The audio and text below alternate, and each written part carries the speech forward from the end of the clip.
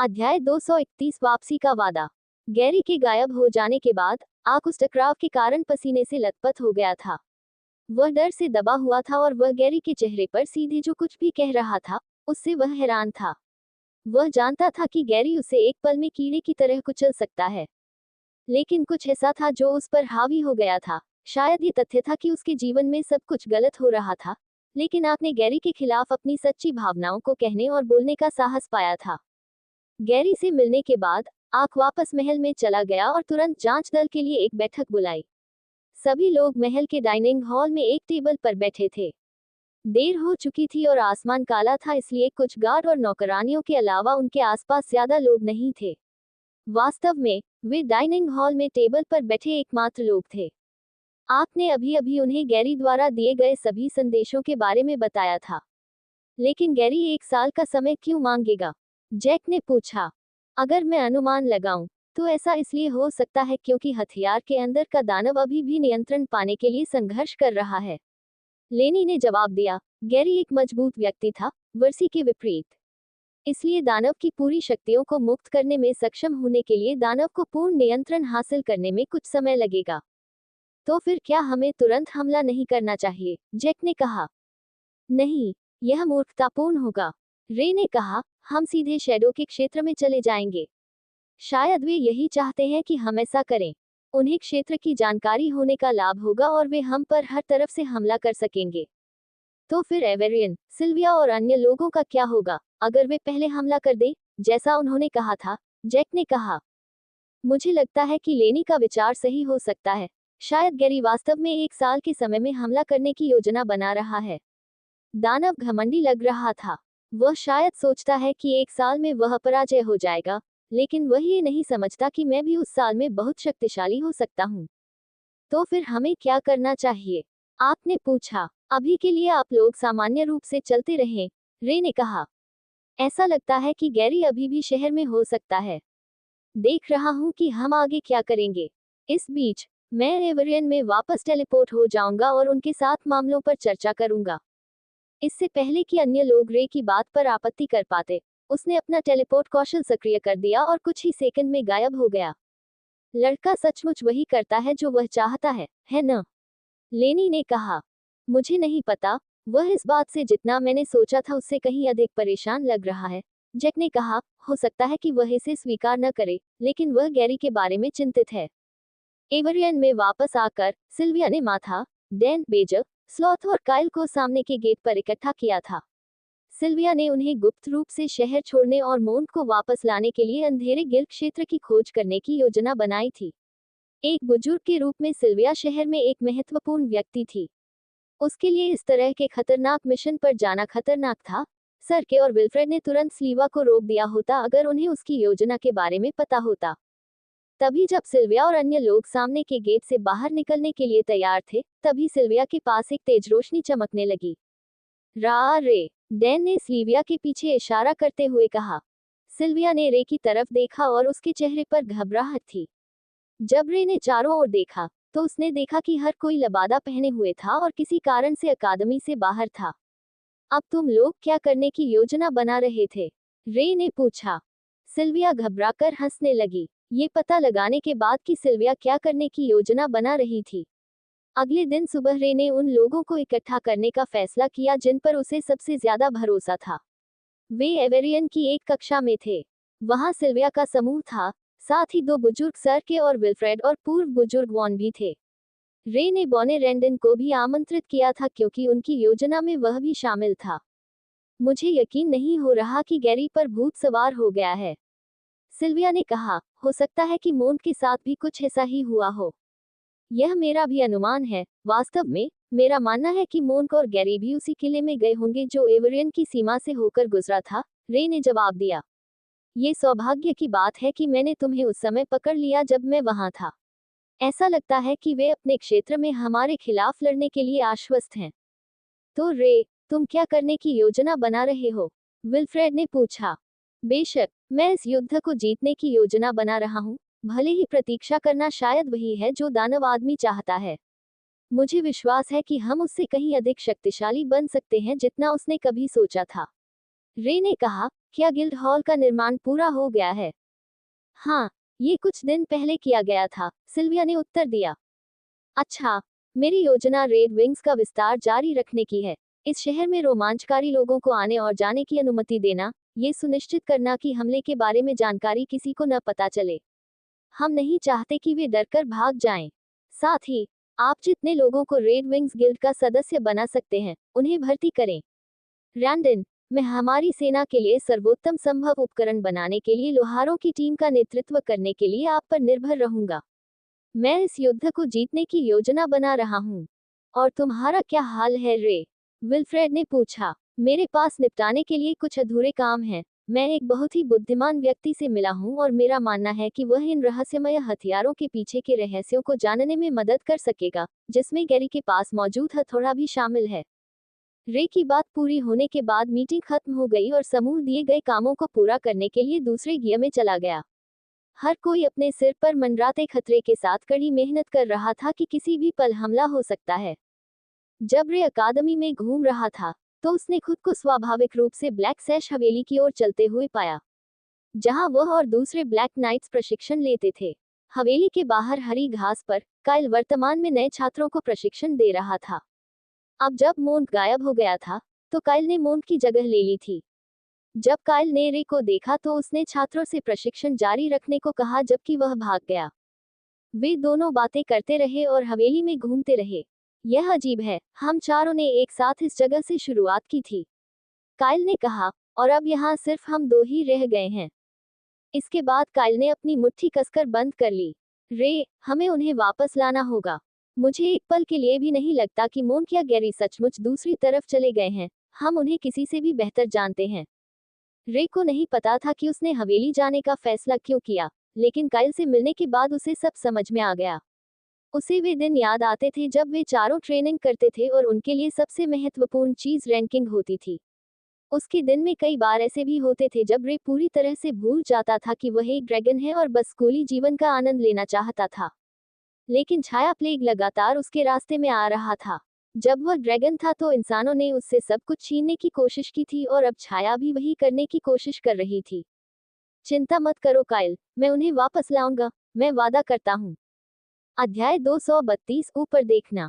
भविष्य में संभावित युद्ध की तैयारी कर रहे एवरियन के साथ रे ने जैक के पास वापस टेलीपोर्ट करने का फैसला किया, ताकि यह पता चल सके कि अगला सबसे अच्छा कदम क्या होगा।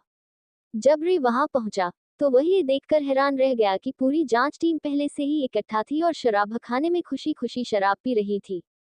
इतनी जल्दी वापस आने की उम्मीद नहीं थी, लेनी ने कहा। हमारे साथ आओ, कुछ पी लो। रे ने अन्य लोगों के साथ बैठने पर सहमति व्यक्त की, लेकिन पे लेने से इनकार कर दिया। उसे इसका स्वाद पसंद नहीं आया और न ही वह ये समझ पाया कि मनुष्यों को इसे पीने के बाद होने वाली अनुभूति क्यों पसंद आती है। क्या गैरी के ठिकाने के बारे में कोई नई जानकारी मिली है? रे ने पूछा। नहीं, मुझे डर नहीं है, लेकिन मुझे संदेह है, लेनी ने कहा। जब मैं महल के चारों ओर अपना दैनिक चक्कर लगा रहा था, तो मैंने गार्डों को बगीचे के बारे में बात करते हुए सुना। कैसे मूर्ति को हटा दिया गया था और दरवाजा खोल दिया गया था। क्या ये वह जगह नहीं है जहां दिव्य सत्ता स्थित है? आपने बाहर कूदते हुए कहा। आप हमें ये बात अब क्यों बता रहे हैं? जवाब देने से पहले लेनी ने बियर का एक बड़ा घूंट लिया। मुझे ये जानकारी हाल ही में पता चली, और इसके अलावा अगर गैरी सचमुच नीचे चला गया होता तो क्या आपको लगता है कि हम तीनों उसे ले जाने के लिए पर्याप्त मजबूत होते? हमें वैसे भी रे का इंतजार करना था। क्या आपको लगता है कि उनका लक्ष्य दिव्य सत्ता है? रे ने पूछा। संभवतः, लेकिन मुझे इसमें बहुत संदेह है। दिव्य सत्ता की शक्ति प्रबल है। हालांकि यह इस समय केवल क्रिस्टल का एक टुकड़ा हो सकता है, लेकिन ये खुद का बचाव करने में काफी सक्षम है, खासकर उन लोगों के खिलाफ जो छाया के लिए काम करते हैं। इसके बाद रे अपनी सीट से उठ खड़े हुए। अच्छा, हम किस बात का इंतजार कर रहे हैं? चलो अंततः इस दिव्य प्राणी के दर्शन करने चलें। मेरे पास कुछ प्रश्न हैं जो मुझे उसे पूछने ही हैं। समूह हमेशा की तरह महल की ओर वापस चला गया, लेकिन इस बार वे रात में महल के बगीचे में घुसने की तैयारी कर रहे थे। भूमिगत सुरंगों की ओर ले जाने वाली मूर्ति एक रहस्य थी जिसे केवल महल में काम करने वालों के लिए ही रखा गया था। बाहरी लोगों को इसके बारे में पता नहीं होना चाहिए था, और अगर उन्होंने मेयर को बताया होता कि नया शैतान आदमी उनके पीछे के बगीचे में है, तो समूह को सबसे बुरा डर लगता। लिली और अन्य लोगों से जो कुछ उन्होंने सुना था, उसके अनुसार मेयर थोड़ा कमजोर था। जब तक दो बड़े संघ नहीं आ गए, तब तक वह लोगों के बीच लोकप्रिय नहीं था और सौभाग्य से लिली समय के साथ लोगों के साथ अपने रिश्ते को बेहतर बनाने में कामयाब रही। बगीचे में बहुत कम पहरेदार थे। मेयर ने कभी नहीं सोचा कि शायद राक्षस आदमी नीचे सुरंगों में घुस गया है। उसे यह नहीं पता था कि गैरी को पहले से ही पता था कि दिव्य प्राणी कहाँ स्थित है। यही कारण था कि लेनी का मानना था कि गैरी ने शहर से भागने की उम्मीद में भूमिगत सुरंगों से गुजरने का फैसला किया था। इस मिशन के साथ वे एक पत्थर से दो पक्षियों को पूरा कर रहे थे। वे भूमिगत रहते हुए गैरी की तलाश करेंगे और देखेंगे कि क्या उन्हें कोई निशान मिल सकता है, फिर वे दिव्य प्राणी से भी मिल सकते हैं। समूह ने किसी तरह से किसी की नजर से बचने की कोशिश की और लेनी ने मूर्ति पर एक शांत करने वाला मंत्र डाला और फिर जैक से उसे हटाने के लिए कहा। एक बार जब वे भूमिगत सुरंग में प्रवेश कर गए तो वे सीढ़ियों की ओर नीचे जाने लगे और आखिरकार वे दरवाजे तक पहुंच गए। दरवाजे पर नया ताला लगा दिया गया था। हमारे पास इसके लिए समय नहीं है, लेनी ने कहा। जैसे ही उसने अपना हाथ और ताला रखा, वह टूटकर गिर पड़ा। जादू सचमुच बहुत उपयोगी है, जैक ने कहा। एवरियन की तरह ही यहाँ भी जमीन के नीचे कई सुरंगें थीं। क्या तुम्हें पता था कि यह सब यहाँ था? रे ने आग से पूछा। नहीं, मुझे नहीं पता इनका उपयोग किस लिए किया जाता था। आपने पूछा। सुरंगें वास्तव में जानवरों द्वारा स्वयं बनाई गई थी, लेनी ने कहा। एवरियन की तरह यह माना जाता है कि कुछ देवताओं के पास जानवरों को नियंत्रित करने और उनकी आज्ञा का पालन करने की शक्ति थी। शायद ये छाया या अंधेरे संघ द्वारा किया गया था या यहाँ तक कि दिव्य प्राणी द्वारा स्वयं किया गया था। समूह आगे बढ़ता रहा और रे आगे बढ़ता रहा। रे को अपनी ड्रैगन जैसी आंखों से भी पता नहीं था कि वह कहाँ जा रहा है। उसमें किसी भी तरह की शक्ति का कोई संकेत नहीं था, लेकिन उसे लगा कि उसके दिमाग का एक हिस्सा उसके शरीर को किसी चीज की ओर खींच रहा है। जब समूह ने एक रास्ता चुना, तो उन्हें आगे तेज कदमों की आवाज सुनाई दी। समूह सावधानी से सुरंग के बाहर की ओर चला। उन्होंने अपने सिर बाहर निकालकर एक बड़े खुले खाली हॉल की ओर देखा, लेकिन वहां बहुत अंधेरा था, इसलिए वे यह नहीं देख पाए कि यह कितना बड़ा है या उस बड़े स्थान में क्या है। लेकिन वे जो देख सकते थे, वह ये था कि वे बड़े बड़े पदचिह्न क्या बना रहे थे। राक्षस, लेनी ने कहा। वहां दो 8 फुट लंबे, बड़े मांसल हरे राक्षस थे। उनके दांत अलग अलग थे और उनमें से प्रत्येक के हाथ में एक बड़ा लकड़ी का डंडा था। क्या आप जानते हैं कि ये जानवर किस श्रेणी के हैं? रे ने पूछा। अगर मुझे सही याद है, तो वे उन्नत स्तर के होने चाहिए, लेनी ने जवाब दिया। जैसे ही लेनी ने ये शब्द कहे, रे अपनी हथेलियां खोलकर भाग गया। बर्फ का विस्फोट, बर्फ का विस्फोट, रे ने कहा जब बर्फ उसके हाथों की हथेली से बाहर आई। बर्फ ने राक्षस के हर पैर पर वार किया और उन्हें अपनी जगह पर थोड़ा सा जमा दिया। फिर रे ने अपनी मुट्ठी तैयार की और पूरी ताकत से राक्षस के पैर पर मुक्का मारा, जिससे राक्षस नीचे गिर गया और जमीन पर गिर गया। फिर रे ने जल्दी से राक्षस के पेट पर छलांग लगाए और उसे अंतिम वार करने के लिए तैयार हो गया। लेकिन तभी दूसरा राक्षस छूट गया और उसकी नजर रे पर थी। उसने अपना डंडा उठाया और उसे नीचे पटक दिया। लेकिन रे के लिए राक्षस बहुत धीमा था। वह पहले ही वार से बचने के लिए कूद गया था और उसकी जगह दूसरा राक्षस मारा गया। वह अब मुश्किल से सांस ले रहा था और मुश्किल से जिंदा था। रे ने उसे इस दुख से मुक्त करने का निर्णय लिया और उसके सिर पर एक और वार किया। रे को इस तरह का संदेश मिले हुए बहुत समय हो गया था। यह एहसास संतोषजनक था। यही कारण था कि रे ने लेनी को एडवांस्ड यह शब्द कहते हुए सुनते ही तुरंत बाहर भाग लिया था। इन दिनों रे के लिए उन्नत स्तर पर पहुंचना दुर्लभ बात थी और रे इस अवसर को बर्बाद नहीं करना चाहता था। रे को अपने साथी को मारते देख राक्षस ने एक बार फिर अपना डंडा उस छोटे से इंसान पर पटक दिया। लेकिन जब राक्षस ने अपना डंडा उठाने की कोशिश की, तो ऐसा लगा जैसे कोई चीज उसे पीछे खींच रही हो, जैसे कि डंडा फंस गया हो। राक्षस ने डंडे को खींचने के लिए अपनी पूरी ताकत लगा दी, लेकिन वह टस से मस नहीं हुआ। तभी क्लब में आग की लपटें दिखाई देने लगी और धीरे धीरे क्लब जलकर राख हो गया। आग का गोला, रे ने आग का गोला फेंका और राक्षस के चेहरे पर मारा, जिससे राक्षस कुछ समय के लिए अंधा हो गया। रे ने फिर राक्षस के घुटने का इस्तेमाल करके जानवर के सिर के ऊपर छलांग लगाए और अपने दोनों हाथों को एक साथ रखकर राक्षस पर पटक दिया। अचानक रे के लिए चीजें बेहतर होने लगी। अध्याय 233 3 मंदिर। मुझे लगता है कि तब तुम्हें हमारी मदद की जरूरत नहीं थी, लेनी ने दो मृत ओग्रेस को देखते हुए कहा। यद्यपि लेनी एक शक्तिशाली जादूगर था, फिर भी उसे ऐसा महसूस हुआ कि एक ही समय में दो बड़े जानवरों से लड़ने में उसे थोड़ी परेशानी होगी। इसके बाद आग उस जानवर की ओर बढ़ने लगा और उसकी छाती पर नक्काशी करने लगा। तुम क्या कर रहे हो? रे ने पूछा। ओह, मैं आपको जानवर क्रिस्टल प्राप्त करने में मदद करने की कोशिश कर रहा था। उन्हें यहाँ छोड़ना बेकार होगा, शायद हम इसे एक अच्छा हथियार बना सके या इसे सोने के लिए बेच सके, आपने कहा। इसकी चिंता मत करो, मैंने पहले ही क्रिस्टल प्राप्त कर लिए हैं, रे ने उत्तर दिया। सचमुच? जब मैंने कुछ भी नहीं देखा, आपने कहा। इसके बाद रे ने अपना हाथ आगे बढ़ाया और वे दो क्रिस्टल दिखाए जो उसने अभी अभी प्राप्त किए थे और जो उसके सिस्टम में संग्रहित थे। लेनी ने रे को संदेह से देखा। उसे यकीन था कि वह लड़ाई के दौरान रे को ध्यान से देख रहा था, लेकिन एक बार भी उसने रे को ऐसा कुछ करते नहीं देखा जिससे पता चले कि उसने क्रिस्टल हासिल कर लिया है। साथ ही रे के पास झूठ बोलने का कोई कारण नहीं था। अगर उसने ऐसा किया तो ये समझ में नहीं आया, अगर यह सच था तो वह क्रिस्टल को पीछे क्यों छोड़ेगा। लेनी ने सवालों को छोड़ने का फैसला किया, क्योंकि अभी हर किसी के पास अपने अपने रहस्य थे जिन्हें वे साझा नहीं करना चाहते थे और इसमें वह खुद भी शामिल था। समूह बड़े हॉल में घुसता रहा। लाइट क्रिस्टल के इस्तेमाल के बावजूद छत इतनी ऊंची और चौड़ी थी कि वे उसके छोर नहीं देख पा रहे थे। हालांकि यह क्षेत्र बड़ा था, लेकिन समूह शक्तिशाली जानवरों के डर से या यहाँ तक कि इस तथ्य के कारण भी अलग नहीं हुआ कि गैरी यहाँ नीचे हो सकता है। अंत में कुछ दूर आगे चलने के बाद उन्हें एक मंदिर जैसा कुछ दिखाई दिया।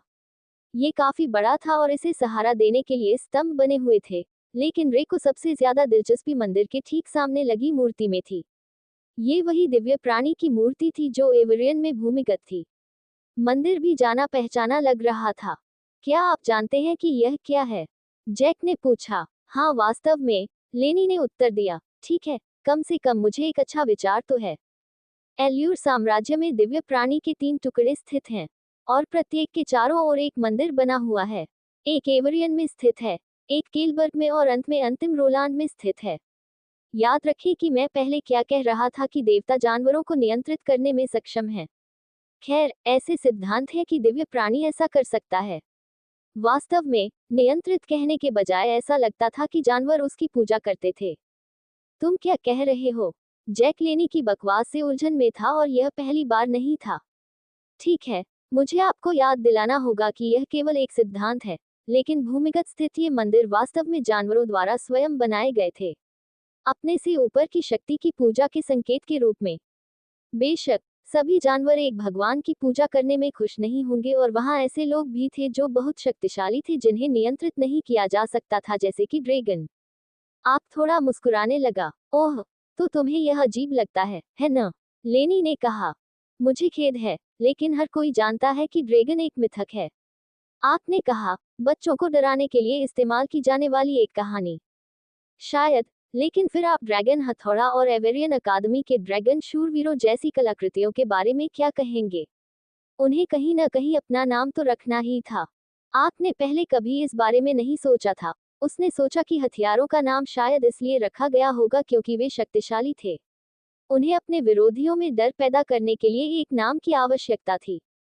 लेकिन अब आपने इस बारे में सोचा, हो सकता है कि किसी समय ड्रैगन का अस्तित्व रहा हो। यदि वे देवता और राक्षस जैसी चीजें थी तो ड्रैगन क्यों नहीं? ये दुनिया की सबसे पागलपन भरी बात नहीं होगी। पूरे समूह को इस बात का पता नहीं था कि एक पूर्व ड्रैगन उनके ठीक बगल में खड़ा था। जैसे जैसे समूह मंदिर के करीब पहुंचा, रे को लगा कि आगे कुछ भयावह होने वाला है। रे ने सावधानी से आगे बढ़ना शुरू किया, तभी उसे पीछे से कुछ सुनाई दिया। आह, यह क्या बकवास है? जैक चिल्लाया। जैसे ही समूह ने मुड़कर देखा, तो उन्होंने देखा कि जैक को पेड़ जैसी दिखने वाली किसी चीज ने उल्टा लटका रखा है। जब वे रास्ते पर आगे बढ़े, तो उन्होंने देखा कि यह वास्तव में एक पेड़ था। पेड़ का रंग गहरा था और उस पर कोई पत्ते नहीं थे, लेकिन उसके शरीर पर निशानों से एक भयावह चेहरे का पता चला। वे शापित पेड़ हैं, लेनी चिल्लाया। सावधान रहो, उन्हें तुम्हें पकड़ने मत दो क्योंकि उनकी ताकत राक्षसी है। अचानक, अलग अलग दिशाओं से समूह की ओर कई रास्ते निकलने लगे। लेनी ने अपनी मुट्ठी पर जादू डाला और जड़ों को कुचलना शुरू कर दिया, जबकि आग पेड़ों की पकड़ से बचते हुए तेजी से आगे बढ़ने में सक्षम था।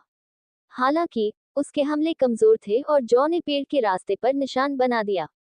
रे को पेड़ों से निपटना काफी आसान लगा क्योंकि वह उन पर आग का गोला फेंक रहा था, लेकिन तभी रे ने देखा कि पेड़ की जड़ें तेजी से वापस बढ़ रही थी। आपको अंदर से बीस्ट क्रिस्टल को निकालना होगा, अन्यथा वे बढ़ते रहेंगे, लेनी ने समझाया। लेनी की बातें सुनने के बाद हर सदस्य ने तुरंत कार्रवाई शुरू कर दी। आग ने अपनी ओर आती जड़ों को चकमा दिया और अपनी तलवार को सही जगह पर मारा, जिससे अंदर का क्रिस्टल क्षतिग्रस्त हो गया। रे ने धैर्य रखा और जड़ों को जला दिया, जब तक कि अंततः बीच का हिस्सा नष्ट नहीं हो गया। उसके लिए एक बार फिर सौभाग्य की बात रही कि उसे एक और क्रिस्टल मिल गया। उसे पहले कभी इतनी किस्मत नहीं मिली थी। लेनी भी आसानी से क्रिस्टल को नष्ट करने में सक्षम थी। पेड़ों से निपटना आमतौर पर मुश्किल होता था, लेकिन लेनी को उनकी ताकत और कमजोरियों का अच्छी तरह से पता था, जिससे समूह जैक को छोड़कर हर एक से आसानी से निपटने में सक्षम था। जिस पेड़ ने जैक को जकड़ रखा था, उसने जैक के शरीर को और भी ज्यादा जड़ों से जकड़ लिया था और उसे जोर से दबाना शुरू कर दिया था। जैक ने अपनी पूरी ताकत लगाकर खुद को छुड़ाने की कोशिश की, लेकिन यह नामुमकिन था। पेड़ हिलने का नाम ही नहीं ले रहा था। क्या आपको हमारी मदद की आवश्यकता है? लेनी ने कहा। नहीं, मैं ठीक हूँ, जैक ने कराहते हुए कहा। मैं ये कर सकता हूँ, आग ने कहा। मदद मांगने में कोई शर्म नहीं है। तभी जैक ने फैसला किया कि अब बहुत हो गया। उसका शरीर धीरे धीरे बदलने लगा। उसकी त्वचा पर सफेद चांदी के बाल उग आए और उसकी मांसपेशियां बढ़ने लगी। उसके हाथ तीखे पंजों में बदल गए और जैक ने पेड़ को टुकड़े टुकड़े करना शुरू कर दिया। अपने वेयरवुल्फ रूप में पेड़ की ताकत जैक के सामने कुछ भी नहीं थी। जैक ने तुरंत पेड़ के शरीर पर हमला किया और लगातार उसे नोचता रहा जब तक कि वह मर नहीं गया। क्या तुम्हें सचमुच रूपांतरण करना पड़ा? लेनी ने पूछा। जैक ने पेड़ को हराने के बाद अपना परिवर्तन रद्द कर दिया था। वेयरवुल्फ रूप ने जैक के लिए बहुत सारी ऊर्जा ले ली थी और वह अभी भी इसके लिए अभ्यस्त नहीं था। आखिरकार अब रास्ते में कुछ भी नहीं बचा था और समूह मंदिर के पास पहुंचा। वे सामने के दरवाजे तक पहुंच गए थे, लेकिन जैसे ही वे पहुंचे, उनके प्रकाश क्रिस्टल ने उसके सामने एक मानव आकृति खड़ी दिखाई। मैं तुम्हारा इंतजार कर रहा था, गैरी ने कहा और अपना हुड उतारकर स्वयं को प्रकट किया। अध्याय 234 अलविदा दोस्त। गैरी का चेहरा सामने आते ही समूह के सभी लोग पीछे हट गए।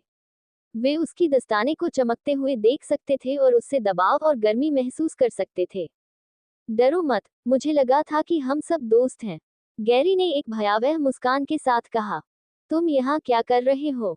जैक चिल्लाया। जैक के लिए यह पहली बार था, हालांकि जैक और गैरी अपनी यात्रा में एक दूसरे के साथ नहीं मिलते थे।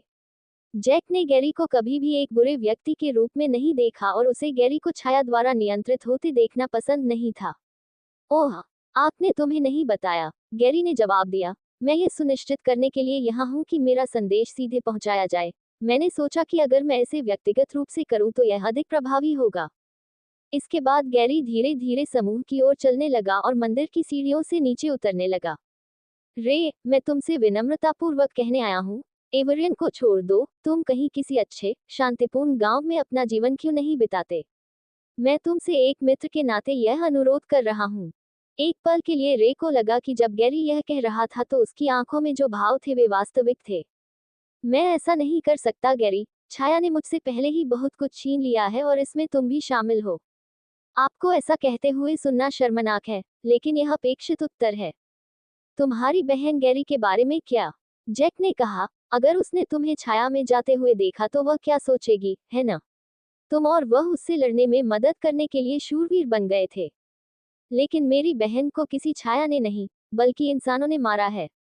उन्होंने उसे मार डाला। अगर मैं पूरे रोलान से छुटकारा पा लूं तो मुझे ये खोजने की कोई जरूरत नहीं है कि मेरी बहन को किसने मारा। मैं देख रहा हूँ कि अब तुम पागल हो गए हो। शायद रे को लगता है कि वह तुम्हें वापस ला सकता है, लेकिन तुम पहले ही भस्म हो चुके हो। जैक ने अपनी पीठ से अपनी बड़ी तलवार निकाली और गैरी की तरफ छलांग लगा दी। जैक ने अपनी पूरी ताकत से गैरी पर वार किया, लेकिन गैरी बिना किसी डर के वहीं खड़ा रहा। उसने अपने दस्ताने से मुट्ठी बनाई और विशाल तलवार को एक तरफ गिरा दिया, फिर जल्दी से जैक का गला पकड़ लिया। देखो अब तुम कितने कमजोर हो गए हो, गैरी ने कहा। और सोचो, मैं पहले सोचता था कि तुम मुझसे बहुत महान हो। जैक के गले पर पकड़ मजबूत होती जा रही थी, उसे सांस लेने में दिक्कत हो रही थी। दोनों के बीच ताकत का अंतर बहुत बड़ा था। इससे पहले गैरी ऐसा कुछ नहीं कर सकता था। उसे जाने दो, गैरी, रे ने कहा। मैं सच कह रहा हूँ। रे ने अपनी मुट्ठी कस ली, लेकिन वह गैरी की ताकत का अंदाजा लगाने में संघर्ष कर रहा था। रे को वास्तव में डर था कि अगर उसने कुछ गलत किया, तो वह इस बार बच नहीं पाएगा। ठीक है, गैरी ने कहा और उसने जैक को बहुत जोर से जमीन पर पटक दिया। जैक का शरीर एक तरफ गिर गया था। थ्रो इतना जोरदार था कि जैक के सिर पर गंभीर चोट लगी थी और खून बह रहा था। आप जल्दी से जैक की तरफ दौड़ा। तुम क्या कर रहे हो गैरी? तुम उसे मार सकते थे। आप चिल्लाया। बेवकूफ कुत्ता बच जाएगा, उसका शरीर मजबूत है। रे, मैं तुमसे एक बार फिर पूछता हूँ, अगर नहीं तो मेरे मालिक जो मेरे पीछे खड़े हैं, उन्हें कार्रवाई करनी होगी। हम दोनों के साथ, हम तुम सभी को एक पल में मार सकते हैं। तुम्हारा मालिक कौन है? लेनी चिल्लाया। तभी एक जाना पहचाना आदमी पीछे से आया। यह मोरफ्रान था जो पूरी तरह से काले कवच में था, जिस पर उसकी छाती पर एक आंख और पंख का प्रतीक भी बना हुआ था। रे ने पहले इस बारे में ज्यादा नहीं सोचा था, लेकिन हो सकता है कि मोरफ्रान ने जो कवच पहना था, वह भी हथौड़ा और तलवार जैसे ही उपकरणों से बना हो। हम छाया रक्षकों को आपसे छुटकारा पाने का मिशन दिया गया है, लेकिन हमारे नए सहयोगी ने हमें आपको छोड़ देने के लिए कहा है। उनकी बात सुनना बुद्धिमानी होगी। यद्यपि रे झूठ बोल सकता था और खेल सकता था, लेकिन बाद में जब वह अधिक शक्तिशाली हो गया तो उसने अपना मन बदल लिया, परंतु ये रे की शैली नहीं थी। रे ने कहा, मैं अपना विचार नहीं बदलूंगा। अच्छा लगता है कि अब समय आ गया है कि तुम छाया के प्रति अपनी वफादारी साबित करो गैरी, अब अपने पुराने दोस्तों को मार डालो। इसके बाद गैरी मोरफ्रान के सामने एक घुटने पर बैठ गया। सर, भले ही मैं नया हूँ, कृपया मुझे और समय दीजिए, मुझे विश्वास है कि मैं उन्हें मना सकता हूँ। ये काम मुझ पर छोड़ दीजिए, अगर मैं ऐसा नहीं कर पाया तो मैं उनसे निपट लूंगा। मोफरान ने गैरी की आंखों में देखा। वह बता सकता था कि अगर उसने गैरी के अनुरोध को स्वीकार नहीं किया तो उसके सामने एक बड़ी समस्या आ सकती है। ठीक है, तो ऐसा ही हो, मोरफ्रान ने कहा और वह छाया में गायब हो गया तथा अब दिखाई नहीं दे रहा था। रे, हार मान लो। लेकिन रे जिद्दी था और उसने अपना सिर हिला दिया। तो फिर आपने मेरे लिए कोई विकल्प नहीं छोड़ा। लेनी ने अपनी मुट्ठी में जादू तैयार कर रखा था ताकि गैरी आगे बढ़ सके, लेकिन जब गैरी आगे बढ़ा, तो वह एक पल में लेनी से आगे निकल गया और रे के पास पहुंच गया। गैरी ने काली तलवार निकाली और रे पर वार किया। रे ने समय रहते अपने दोनों हाथ उठाकर उसे रोक लिया, लेकिन वार इतना जोरदार था कि उसके पैर जमीन से उठ गए। हालांकि रे के शरीर के उड़ जाने से पहले ही गैरी ने अपने गॉन्टलेट हाथ से रे को पकड़ लिया और उसे अपने सामने जमीन पर पटक दिया। रे को इस प्रहार से बहुत चोट पहुंची और इससे पहले कि वह संभल पाता, काला ब्लेड उसके गले पर वार कर चुका था। मुझे मार डालो गैरी, रे चिल्लाया। बस करो, तुम्हें नहीं लगता कि मैं तुम्हें मार डालूंगा, गैरी ने कहा। लेकिन जब उसका ब्लेड रे के गले पर लगा, तो उसने देखा कि उसके हाथ कांपने लगे थे। ऐसा लगता है कि आप सही कह रहे हैं रे, मैं यह नहीं कर सकता और अब छाया मुझे अपना कार्य पूरा न करने के लिए दंडित करेगी। गैरी ने तलवार रख दी और चलने लगा। जैसे ही उसका शरीर छाया में गायब होने लगा, उसने अपने अंतिम शब्द कहे जो पूरे कमरे में गूंज उठे। अलविदा मेरे दोस्त। अध्याय 235। हम फिर मिलेंगे। गैरी के चले जाने के बाद कमरे में दबाव कम हो गया और गर्मी भी कम हो गई। रे को उठने में कठिनाई हो रही थी और उसने पहले प्राप्त किए गए 3 उन्नत स्तर के क्रिस्टल को अवशोषित करने का फैसला किया। अब उसके पास कुल 25 उन्नत स्तर के अंक थे। रे को यह भी एहसास हुआ कि जब भी वह क्रिस्टल का इस्तेमाल करता था, तो हर बार उसका शरीर मजबूत महसूस करता था और तरोताजा महसूस करता था, लेकिन इसका मतलब ये भी था कि वह इसका इस्तेमाल खुद को ठीक करने के लिए भी कर सकता था। उसका शरीर फिर से सामान्य महसूस करने लगा और रे जल्द ही खुद को जमीन से ऊपर उठाने में सक्षम हो गया।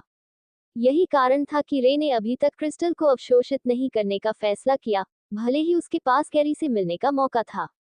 उसे उम्मीद थी कि गैरी के पक्ष में एक समान लड़ाई होगी, फिर जब सही समय आएगा तो रे खुद को ठीक करने और थोड़ा मजबूत होने के लिए एक उन्नत स्तर के क्रिस्टल का उपयोग करेगा। हालांकि रे को यह उम्मीद नहीं थी कि गैरी कुछ ही सेकंड में उस पर पूरी तरह से हावी हो जाएगा, यहाँ तक कि रे को वापस लड़ने का मौका भी नहीं देगा। अरे यहाँ आओ, आप चिल्लाया। क्या तुम दोनों में से कोई मदद कर सकता है? हालांकि जैक का शरीर मजबूत था, लेकिन गैरी से उसे जो झटका लगा था, वह उसकी सुरक्षा की रेखा, यानी उसकी त्वचा को भेदने में कामयाब रहा था। इससे कोई मदद नहीं मिली कि जैक ने कुछ ही पल पहले अपना रूप बदला था। रूपांतरण के बाद जैक का शरीर हमेशा कमजोर हो जाता था। लेनी ने जैक के सिर पर लगे घाव को देखना शुरू किया। मैं इसके बारे में ज्यादा चिंता नहीं करूंगा, ऐसा लगता है कि यह पहले से ही ठीक हो रहा है। लेनी ने कहा, लेकिन साथ ही मैं इसे इधर उधर ले जाना भी नहीं चाहता। लेनी ने फिर जैक के सिर पर लगे घाव पर अपने हाथ रखे। उसके हाथ चमकीले सफेद रंग में चमकने लगे और घाव अचानक और भी तेजी से ठीक होने लगा। कुछ क्षणों के बाद जैक ने अपनी आंखें खोलनी शुरू कर दी। रे को लगा कि लेनी एक अजीब आदमी है। आमतौर पर जादूगर एक ही तरह के जादू में माहिर होते हैं। उसकी माँ जो जादूगर थी, सिर्फ आग का जादू कर सकती थी। लिली हवा का जादू कर सकती थी, लेकिन लेनी ने कई अलग अलग तरह के जादू किए थे और अब वह सफेद जादू का भी इस्तेमाल कर रहा था, जो एक दुर्लभ क्षमता है। क्या हुआ? जैक ने चारों ओर देखते हुए कहा। गैरी, क्या वह भाग गया? नहीं, रे ने कहा, उसने हमें जीवित रहने दिया। जैक के होश में आने के लिए थोड़ी देर इंतजार करने के बाद वे चारों सीढ़ियों से मंदिर के दरवाजे की ओर बढ़ने लगे। वहां दो बड़े धातु के दरवाजे थे जो एवरियन के दरवाजों की तरह ही बने थे और एवरियन के दरवाजों की तरह ही दरवाजे पर एक करिकुलर लॉक लगा हुआ था। ऐसा लगता है कि यही कारण था कि वे बाहर इंतजार कर रहे थे। लेनी ने कहा, वे दोनों अपनी शक्ति के साथ भी ग्लेथेरियम को नहीं तोड़ सकते। अगर वे मंदिर में नहीं घुस पाए, तो तुम्हें क्या लगता है कि हम घुस सकते हैं? आपने कहा, क्या तुम्हें अंदर घुसने की एक दो तरकीबें पता हैं? लेनी ने अपना सिर हिलाया। मुझे डर है कि ऐसा नहीं होगा, क्योंकि केवल वही लोग प्रवेश कर पाएंगे जिन्हें कोड पता होगा। दरवाजा बनाने वाला लोहार और मेयर ही संभवतः कोड जानने वाले एकमात्र लोग हैं। तो फिर यह एक व्यर्थ यात्रा थी, आपने निराशा में कहा। तभी रे दरवाजे तक आया और उसने गोलाकार ताले पर अपना हाथ रख दिया। अन्य सभी दरवाजों की तरह किसी कारणवश रे उन्हें खोलने में सक्षम हो गया। इसके बाद गोलाकार ताला घूमने लगा और अपने आप ही खुलने लगा, इससे पहले कि दोनों दरवाजे एक तरफ खिसककर खुल जाते। रे देख सकता था कि लेनी उसे उत्सुकता से देख रही थी। यह एक कौशल है जो मैंने अपने सफर के दौरान सीखा। ठीक है, मुझे उम्मीद है कि तुम मुझे वह हुनर सिखा सकते हो, युवा लड़के। मैं कोई भी कीमत चुकाने को तैयार हूँ। लेनी ने कहा, ऐसी कई जगहें हैं जहां मैं जाना चाहता हूँ, जो इस तरह के दरवाजे से बंद हो गई हैं। रे ने यह उम्मीद करते हुए कोई जवाब नहीं दिया कि लेनी इस बारे में भूल जाएगी, क्योंकि रे लेनी को कुछ भी नहीं सिखा सकता था। जैसे ही दरवाजे खुले, कमरे से एक नीली चमक चमक उठी। यह एक बड़ा एकल हॉल था जो छोटे छोटे चमकते नीले पत्थरों से ढका हुआ था। बेंचों की कतारें हॉल के पीछे की ओर जाती थीं और अंत में हवा में तैरता हुआ एक बड़ा क्रिस्टल था। लेनी ने कहा, हालांकि मैंने इस दिव्य प्राणी को कभी नहीं देखा है, ये बिल्कुल वैसा ही है जैसा कि एवरियन में है। जबकि लेनी, रे और जैक को इसकी उपस्थिति से कोई फर्क नहीं पड़ा। आपने तुरंत इसके आगे सिर झुका दिया। उसे लगा कि यह एक उच्चतर प्राणी है जिसका उसे सम्मान करना चाहिए। तुम लोग क्या कर रहे हो? झुक जाओ, आपने कहा। क्या यह एक बड़ा क्रिस्टल नहीं है? जैक ने कहा। अब हमें बस यही उम्मीद करनी है कि दिव्य प्राणी हम में से किसी से बात करेगा। लेनी ने कहा, दिव्य प्राणी बहुत ज्यादा चुन चुन कर बात कर सकता है। कई बार ऐसा हुआ है कि लोग उससे मिलने आए हैं और उसने कुछ नहीं कहा है। चिंता मत करो, मुझे यकीन है कि वह मुझसे बात करेगी, रे ने कहा और हवा में चमकते क्रिस्टल के करीब चला गया। इस बार रे ही वह व्यक्ति था जिसने कनेक्शन की पहल की और दिव्य प्राणी पर अपना हाथ रखा। एक बार फिर ऐसा लगा जैसे उसका एक हिस्सा उसके शरीर से निकलकर क्रिस्टल में प्रवेश कर गया हो। उसी समय उसके दिमाग में कई तस्वीरें घूमने लगी। युद्ध की तस्वीरें। रे के दोस्त उसके साथ खड़े थे और दो लोग जिन्हें उसने पहले कभी नहीं देखा था। एक, काले रंग का लबादा पहने एक महिला जिसने काले बालों वाली एक जादुई छड़ी पकड़ी हुई थी। दूसरी, चांदी के बालों वाला एक लड़का जिसके हाथ में एक क्रिस्टल था। और दुश्मन, छाया प्लेग। उनकी तरफ मोन्क और गैरी खड़े थे। वे दोनों एक किले के ऊपर खड़े होकर उन पर मुस्कुरा रहे थे। फिर अंततः छवियां बंद हो गईं और रे का जो हिस्सा क्रिस्टल में था, वह उसके शरीर में वापस आ गया। वह क्या था? रे ने पूछा। वह भविष्य था, दिव्य सत्ता ने उत्तर दिया। अध्याय 236 दिव्य सत्ता बोलती है। भविष्य की छवियां। पिछली बार के बाद रे को पहले भी संदेह था, लेकिन इस बार दृष्टि बहुत स्पष्ट थी। इससे पता चला कि रे ने अपनी सेना को लेकर अपने ही मैदान पर छाया प्लेग का सामना करने का फैसला किया था और अंत में गैरी और मोन्क दुश्मन की तरफ थे। लेकिन बहुत सारे सवाल थे। उसके पक्ष में लड़ने वाले दो नए सहयोगी कौन थे? लेकिन अंततः ऐसा लगा कि रे को कुछ उत्तर मिल ही जाएंगे, क्योंकि पहली बार दिव्य सत्ता उससे बात कर रही थी। क्या ईश्वरीय सत्ता ने आपसे बात की? लेनी ने उत्साह से कहा, ये चमत्कार है। तुमने मुझे ये क्यों दिखाया? रे ने पूछा। क्या तुम्हें वह दृश्य याद है जो तुम्हें पिछली बार दिखाया गया था? रे को जो आखिरी दर्शन मिला था, वह एक ऐसा भविष्य था जिसमें छाया ने एल्यूर राज्य पर कब्जा कर लिया था। वहां कोई जीवन नहीं था और भूमि की जगह छाया जानवरों ने ले ली थी। तुम्हारी वजह से भविष्य पहले ही बदल चुका है, और तुम इसे फिर से बदल सकते हो। मैं अब केलबर्ग में सुरक्षित नहीं हूँ। मुझे पता है कि तुम्हारे पास बहुत से सवाल हैं, लेकिन मेरा समय कम है। मैं खुद को एक छोटे क्रिस्टल में बदल लूंगा जो किसी भी अन्य जानवर के कोर की तरह दिखता है। तुमने जो दृष्टि देखी थी उसमें तुम्हें उस आदमी को ढूंढना होगा जो तुम्हारे बगल में खड़ा था और मुझे अपने हाथों में पकड़े हुए था। उसे क्रिस्टल दे दो और अंत में, रोलांड में मेरा आखिरी टुकड़ा ढूंढो और उसके बाद ही मैं तुम्हारे सभी सवालों का जवाब दे सकता हूँ। मैं तुम्हारा आदेश क्यों मानूं? मैं तुम्हारा इस्तेमाल करने का साधन नहीं हूँ। रे ने गुस्से में कहा। मुझे पता है कि आप इस कार्य को पूरा करेंगे क्योंकि आप जिज्ञासु हैं। आप जानना चाहते हैं कि आपके साथ क्या हुआ था और मैं वादा करता हूँ कि मैं आपको वे उत्तर दूंगा। पहले मैं आपके बारे में इतना आश्वस्त नहीं था, लेकिन अब मैं आश्वस्त हूँ। आप एक बदल चुके व्यक्ति हैं सेन। आप अपने आसपास के लोगों की परवाह करते हैं, इसलिए आप उनकी सुरक्षा के लिए जो कुछ भी कर सकते हैं, करेंगे। दिव्य प्राणी ने जो कहना चाहा था, उसे कहने के बाद चमकता हुआ क्रिस्टल सिकुड़ने लगा और वह एक सामान्य जानवर के क्रिस्टल के बराबर हो गया।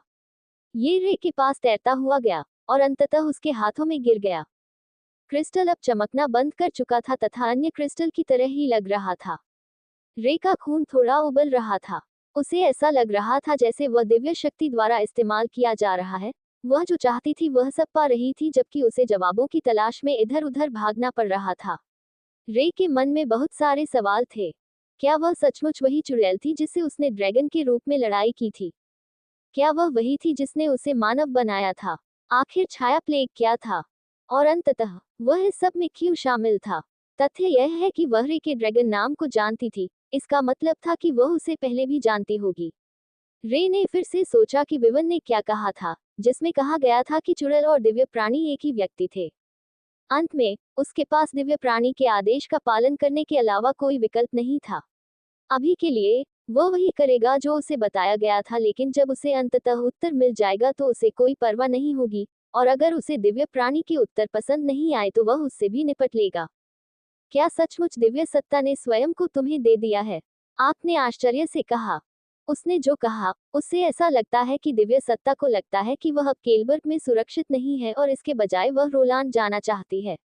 लेनी ने कहा। तुमने सुना? रे ने पूछा। हाँ, मेरा मानना है कि हम सभी ने ऐसा किया। उन तीनों ने सिर हिलाया।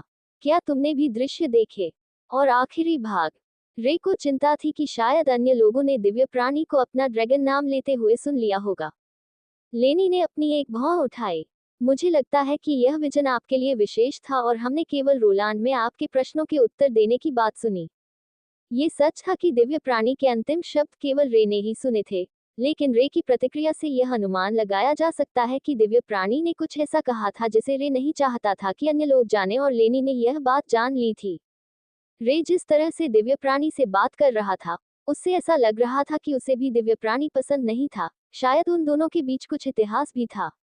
लेनी को अपने सामने वाले लड़के के बारे में और भी अधिक जिज्ञासा हो गई। क्या हम सचमुच क्रिस्टल ले जा सकते हैं?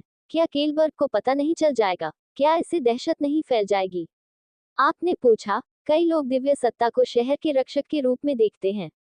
लोगों को तो पहले से ही पता नहीं था कि दिव्य सत्ता यहीं पर स्थित है। लेनी ने जवाब दिया। इसके अलावा, अगर मेयर को पता भी चल गया, तो मुझे संदेह है कि वह अपने लोगों में दहशत पैदा करेगा। ठीक है रे, अब हम क्या करें? जैक ने पूछा। इसके बाद रे ने अपने हाथ में रखे क्रिस्टल को देखा और उस दिव्य शक्ति द्वारा दिखाए गए दर्शन के बारे में सोचा। हम जैसा कहा गया है वैसा ही करेंगे। हम रोलांड अकादमी जाएंगे। इससे पहले भी यह हमारा अगला गंतव्य था, इसलिए रास्ते में कुछ करने में ज्यादा परेशानी नहीं होगी। लेकिन हम अंदर कैसे जाएंगे?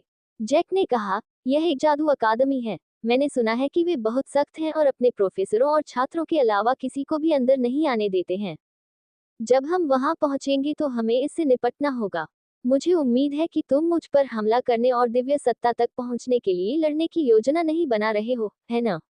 लेनी ने कहा। क्योंकि अगर तुम ऐसा कर रहे हो, तो मुझे डर है कि यह कार्य असंभव होगा, यहाँ तक कि तुम्हारी ताकत वाले किसी व्यक्ति के लिए भी। यह एल्यूर साम्राज्य की राजधानी है। राज्य के सबसे शक्तिशाली जादूगर वहां रहते हैं और काम करते हैं। तुम्हें एक पल में ही पहचान लिया जाएगा। वहां घुसने का एकमात्र तरीका एक छात्र के रूप में होगा। तब लेनी ने एक बड़ी आह भरी। मुझे लगता है कि मेरे पास आपकी मदद करने का एक तरीका है। अध्याय 237 एक विद्यार्थी फिर से। लेखक का नोट, इस आग की शुरुआत ब्लैक हेज नामक वेबटून पर आधारित है। यह एक ऐसा वेबटून था जिसे 2012 में दुर्भाग्य से रद्द कर दिया गया था। कहानी की बहुत सी प्रेरणाएं और शुरुआत ब्लैक हेज के समान दृश्यों का अनुसरण करती है। बेशक पात्रों की क्रियाएं और प्रतिक्रियाएं अलग हैं और कथानक के साथ साथ लोगों के उद्देश्य भी अलग हैं। लेकिन बहुत से लोगों ने तुलना की है क्योंकि ब्लैक हेज में जो दृश्य होते हैं वही इस आग में भी होते हैं। यह अध्याय 269 तक चलता है। कुल मिलाकर इस अध्याय और 269 के बीच 3 दृश्य हैं जो समान हैं, लेकिन फिर से दृश्यों में जो होता है वह अलग है। एक फैनफिक के समान अगर इस कहानी के मेरे पात्रों को इस तरह की स्थिति में डाल दिया जाए, मुझे उम्मीद है कि यह अनुभव को बहुत कम नहीं करेगा और अगर आपने ब्लैक हेज पढ़ा है तो 269 से आगे बढ़ सकते हैं। ध्यान दें कि इसे अध्याय रिलीज के बाद जोड़ा गया था, इसलिए यह अध्याय की कीमत को प्रभावित नहीं करता है। दिव्य प्राणी से बात करने और वह जानकारी प्राप्त करने के बाद जिसके लिए वे आए थे, समूह ने सुरंगों को छोड़ने का फैसला किया। उन्होंने ये सुनिश्चित किया कि जाते समय वे सब कुछ उसी तरह वापस रख दें जैसा उन्होंने पाया था, ये सुनिश्चित करते हुए कि ऐसा लगे कि वे कभी वहां थे ही नहीं।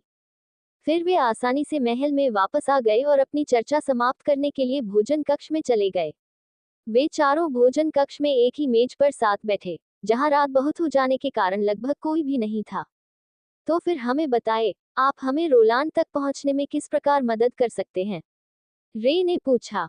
सबसे पहले, ये केवल आप ही होंगे, चूंकि आप ही एकमात्र ऐसे व्यक्ति हैं जो जादू कर सकते हैं। अगर मैं 2 और छात्रों को लाने में कामयाब भी हो जाऊं तो भी वे दोनों एक पल में ही पहचान लिए जाएंगे जब वे कोई जादू नहीं कर पाएंगे। लेनी ने समझाया, मैं रोलांड अकादमी में शिक्षक हुआ करता था। मैं वहां कुछ लोगों को जानता हूं और हालांकि यह उनके टर्म टाइम से थोड़ा आगे निकल चुका है, मैं शायद आपको सिफारिश करके वहां जाने दे सकता हूं।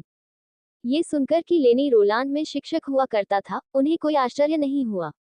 लेनी ने अब तक कई कौशल प्रदर्शित किए थे, जिससे पता चलता था कि वह एक उच्च स्तरीय जादूगर था। इस बिंदु पर उनके लिए यह विश्वास करना कठिन था कि लेनी पहले कभी एवरियन में शूरवीर था। लेकिन एक समस्या है, लेनी ने कहा। लेनी ने फिर चांदी का एक सिक्का निकाला और उसे मेज पर रख दिया। मेरे पैसे खत्म हो गए हैं। पहले केलबर्ग शहर मुझे यहाँ एक अन्वेषक के रूप में मेरे कौशल के लिए भुगतान कर रहा था, लेकिन अब जब लिली बेहोश हो गई है और हम अपने स्वयं के एजेंडे पर रोलांड जा रहे हैं, तो वे मेरी यात्रा का भुगतान नहीं करेंगे। अगर पैसे की चिंता तुम्हें है तो चिंता मत करो, मैं तुम्हारी परेशानियों की भरपाई कर दूंगा। रे ने कहा, अगर संभव हो तो मैं कल सुबह निकल जाऊंगा। क्या तुम हमारे साथ यात्रा करने के लिए तैयार हो? बेशक, छाया के खिलाफ लड़ना मेरा लंबे समय से लक्ष्य रहा है। सालों तक मुझे ऐसा लगा कि मैं अकेले ही उनका सामना कर रहा हूँ, लेकिन अब जब मुझे पता चला कि आप जैसे शक्तिशाली साथी उनका सामना कर रहे हैं, तो मुझे उम्मीद जगी है। इतना ही नहीं, ऐसा लगता है कि ईश्वर ने राज्य से ज्यादा आप पर भरोसा किया है और मैं भी वैसा ही करूंगा। तुम्हारे बारे में क्या ख्याल है आक? जैक ने पूछा, क्या तुम हमारे साथ आओगे? आक ने जवाब देने से पहले कुछ देर तक इस बारे में सोचा। उसने पहले ही रेड विंग्स में शामिल होने का मन बना लिया था, लेकिन नीचे सुरंगों में शक्तिशाली जानवरों और गैरी से मिलने के बाद उसे कुछ एहसास हुआ। वह इन तीनों के बराबर होने के करीब भी नहीं था। आपको अधिक शक्तिशाली होने की आवश्यकता थी, लेकिन यदि वह हर समय इन तीनों के आसपास रहता, तो उसे केवल उनकी ताकत पर ही निर्भर रहना पड़ता, अन्यथा वह उनके रास्ते में आ जाता। मुझे डर है कि ऐसा नहीं होगा, आपने जवाब दिया। मैं केलबर्ग में ही रहूंगा, इस शहर का मुझ पर बहुत बड़ा कर्ज है और लिली भी यही अपनी लड़ाई लड़ रही है। अगर शैडो केलबर्ग पर हमला करता है तो मैं उन्हें तुरंत सूचित करूंगा। मैं केलबर्ग शहर में रेड विंग्स को बढ़ाने में आपकी मदद करने की भी योजना बना रहा हूँ। यहाँ गिल्ड की उपस्थिति कमजोर है और शहर को अभी एक और गिल्ड की जरूरत है। मुझे लगता है कि यह सही निर्णय है आक। लेनी ने कहा, बुरा मत मानो, तुम्हारी उम्र में तुम्हारा विकास सामान्य है।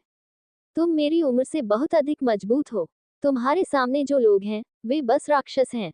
इसके साथ ही समूह ने रात को अच्छी नींद ली और अगली सुबह आ गई।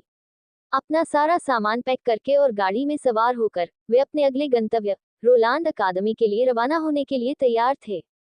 केलबर्ग से यह एक लंबी यात्रा थी। घोड़े पर यात्रा करने में उन्हें लगभग 1 सप्ताह लग जाता। इसलिए उन्हें यह सुनिश्चित करना था कि उनके पास भोजन और पानी की भरपूर आपूर्ति हो। रे की एवेरियन की अंतिम यात्रा पर रे ने सिल्विया से 10 स्वर्ण सिक्के प्राप्त करने में सफलता प्राप्त की, तथा गैरी और जैक ने भी अपने द्वारा पूर्ण किए गए अभियानों से 2 स्वर्ण सिक्के बचा लिए। आग को अलविदा कहने के बाद गाड़ी रोलांड की दिशा में चल पड़ी, तथा लेनी ने घोड़ों की लगाम संभाल ली। अब तुम दोनों को याद रखना, न केवल रोलांड एक ऐसी जगह है जहां राज्य के सभी शीर्ष जादूगर आते हैं, बल्कि यह हेल्यूर किंगडम की राजधानी भी है। एक ऐसी जगह जहां रानी रहती है। मुझे तुम्हें ये बताने की जरूरत नहीं है कि यह सबसे अच्छा है कि तुम यह न बताओ कि तुम रेड विंग्स गिल्ड से हो। वे बहुत परेशान होंगे कि एक अज्ञात समूह ने एवेरियन पर कब्जा कर लिया है। एक रानी हूँ, रे ने सोचा। राजा या रानी राज्य में होने वाले सभी बड़े फैसलों और खास तौर पर छाया प्लेग के खिलाफ लड़ने वाली सेना के प्रभारी थे। और भले ही वह उस समय जीवित न रही हो, लेकिन उसके वंश ने ड्रैगन के शिकार के विचार में कुछ भूमिका निभाई होगी। लेकिन रे रानी से निपटने के लिए रोलांड नहीं जा रहा था। उसके लिए इससे भी बड़ी समस्याएं थीं। रोलांड जाने के लिए 3 मुख्य कार्य थे। पहला था अपने सपने में आए लड़के को ढूंढना, और फिर उसे क्रिस्टल सौंपने से पहले रे को ये पता लगाना था कि लड़का कौन है। दूसरा काम था दिव्य प्राणी के अंतिम भाग को ढूंढना। इसका स्थान अज्ञात था, लेकिन लेनी के अनुसार उन्हें 100% यकीन था कि यह अकादमी में ही स्थित है। और आखिरी काम ये पता लगाना था कि अकादमी में रहते हुए एमी के साथ क्या हुआ था। हालांकि ये दूसरों को उतना महत्वपूर्ण नहीं लगा। रे ने शायद सोचा कि यह जानकारी किसी तरह से उसके लिए उपयोगी होगी। शायद ये गैरी को वापस अपने पक्ष में लाने में मदद करने का एक तरीका भी हो सकता है। ठीक है, क्या तुम तैयार हो रे? लेनी ने कहा। किस बात के लिए तैयार हो? रे ने पूछा। मूर्ख मत बनो, मुझे मत बताओ कि तुम्हें अभी तक इसका एहसास नहीं हुआ है। तुम फिर से एक छात्र बनने जा रहे हो, केवल इस बार एक जादूगर के रूप में। रे ने मुस्कुराते हुए याद किया कि जब वह छोटा था तो उसने कैसे रोलांड अकादमी में प्रवेश के लिए अपना लक्ष्य बनाया था, लेकिन जब उन्हें पता चला कि उसके पास कोई जादुई शक्ति नहीं है, तो उसे तुरंत मना कर दिया गया। उसने कभी नहीं सोचा था कि उसे एक जादूगर के रूप में रहने का अनुभव मिलेगा, और अब वह ऐसा करने जा रहा था। अध्याय 238 विशेष उपचार। केलबर्ग शहर से रोलांड शहर तक की यात्रा शांतिपूर्ण रही। रास्ते में जानवरों का कोई आश्चर्यजनक हमला नहीं हुआ, और पिछली बार की तरह डाकू भी नहीं थे। रास्ते के बीच में कई रोमांच और पहरेदार तैनात थे। इससे सड़कें शांतिपूर्ण हो गईं और बहुत से लोग बिना किसी अनुरक्षक की जरूरत के इन रास्तों का इस्तेमाल करने लगे। चीजों को देखने से ही यह बताना मुश्किल था कि राज्य छाया प्लेग से युद्ध कर रहा था और छाया के खिलाफ सीमा पर स्थित राज्यों में से एक था। 1 हफ्ते की यात्रा के बाद वे तीनों आखिरकार रोलांड पहुंच गए, और यह उतना ही शानदार था जितना रे को याद था। पिछली बार जब वह यहाँ आया था तब वह अपनी माँ के साथ था। यह एक बड़ी गोलाकार इमारत थी जिसके चारों ओर एवेरियन जैसी दीवारें थीं। हालांकि आकार में अंतर के अलावा वहां कई जादुई गोले भी थे जो शहर को हवा में घेरे हुए थे। ये चीजें क्या हैं? जैक ने गोल वस्तुओं को देखते हुए पूछा। यह एक रक्षात्मक अवरोध है। न केवल वे अपने चारों ओर से सुरक्षित हैं, बल्कि ऊपर से भी सुरक्षित हैं। लेनी ने कहा, यदि कोई वहां से हवाई हमला करने की कोशिश करता है, तो वे गोले सक्रिय हो जाएंगे और घुसपैठिए को एक भयानक झटका देंगे। मुझे आश्चर्य है कि अधिक शहरों में ये क्यों नहीं है? जैक ने पूछा। केवल रोलांड में ही नहीं, बल्कि हर जगह इसे लागू करना समझदारी नहीं होगी। लेनी हंसने लगी। ऐसा मत सोचो कि ऐसी चीजों को बनाना सस्ता है। उनमें से प्रत्येक के अंदर एक सुपर टियर बीस्ट क्रिस्टल होता है। रे उन ऑर्ब्स की ताकत की कल्पना नहीं कर सकता था। उसे अभी भी एक सुपर टियर प्राणी से मिलना और उसका सामना करना बाकी था। वह कल्पना नहीं कर सकता था कि इस तरह की प्रणाली को लागू करने के लिए कितना प्रयास और लागत लगी होगी। हालांकि इससे रे को ये भी याद आया कि उसने एवेरियन परीक्षण से एक सुपर टियर क्रिस्टल प्राप्त किया था। जब वह विकसित होगा और उसका स्तर ऊपर होगा तो क्रिस्टल उसकी प्रगति के लिए एक बड़ा लाभ होगा। गेट पर पहुंचने पर लेनी और अन्य 2 लोगों को कुछ दस्तावेजों पर हस्ताक्षर करने पड़े क्योंकि वे शहर के निवासी नहीं थे। यहाँ आने का आपका क्या उद्देश्य है? गार्ड ने पूछा। मैं एक पुराने मित्र से मिल रहा हूँ और मेरा एक सहकर्मी रोलांड अकादमी में शामिल होने की योजना बना रहा है, लेनी ने रे की ओर इशारा करते हुए कहा। तभी गार्ड को कुछ ध्यान आया। चुना हुआ व्यक्ति, गार्ड ने कहा और तुरंत दौड़कर रे के सामने झुक गया। फीस की चिंता मत करो, शहर तुम्हारा खर्च उठाएगा। तुम सीधे अंदर जाओ और मैं खुद ही दस्तावेजीकरण पूरा कर लूंगा। हालांकि गार्ड की प्रतिक्रिया अजीब थी, लेकिन अन्य लोग शहर में मुफ्त प्रवेश से इनकार नहीं करने वाले थे। ये तो अजीब बात है, जैक ने कहा। क्या तुम्हें पता है कि यह क्या था? ईमानदारी से कहूं तो मुझे कुछ पता नहीं है। हालांकि यहाँ चीजें बदल गई होंगी। आखिरकार मुझे यहाँ आखिरी बार कदम रखे हुए कई साल हो गए हैं। लेनी ने कहा। तुम दोनों एक सराय में क्यों नहीं जाते और फिर शहर का पता लगाते हो? अगर वह अभी भी वहां है तो मुझे लगता है कि यहाँ से ज्यादा दूर नहीं एक सुअका सिर नाम की सराय है। मुझे रोलांड अकादमी में तुम्हारे दाखिले के बारे में बात करने के लिए एक सहकर्मी ढूंढना होगा। फिर हम आज रात सराय में मिल सकते हैं। इसके साथ ही लेनी गाड़ी लेकर चला गया और उन दोनों को सुअका सिर ढूंढने के लिए छोड़ दिया गया। केलबर्ग की तरह ही शहर भी जीवंत और लोगों से भरा हुआ लग रहा था। शहर में रोमांचकारी गतिविधियां थीं, व्यापारी थे और पहली बार सड़कों पर कई जादूगर घूम रहे थे। लेकिन कुछ अजीब बात होती रही। जब रे और जैक शहर में घूमते थे तो लोग उन्हें देखते रहते थे। रे को जीवन भर इसकी आदत थी, लेकिन लोगों की नजरें अब पहले जैसी नहीं थीं। अचानक एक छोटी लड़की फूलों का गुलदस्ता लेकर रे के सामने आ गई। ये लीजिए श्रीमान, हमारे शहर की रक्षा करने के लिए आपका धन्यवाद।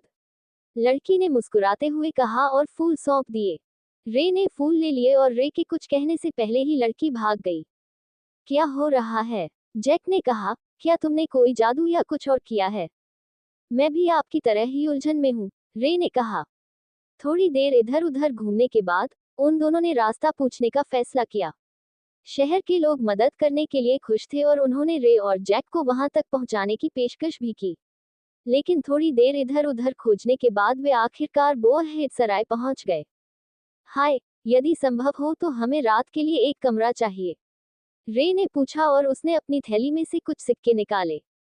ओह प्लीज, आपको पैसे देने की कोई जरूरत नहीं है। मुझे खुद को ऐसा बेवकूफाना काम करने देने के लिए छाया से संक्रमित होना पड़ेगा, सराय वाले ने चाबी सौंपते हुए कहा। कृपया सीधे ऊपर जाएं। जब दोनों ने अपना सामान बिस्तर पर रख दिया, तब जैक ने अंततः कुछ कहा।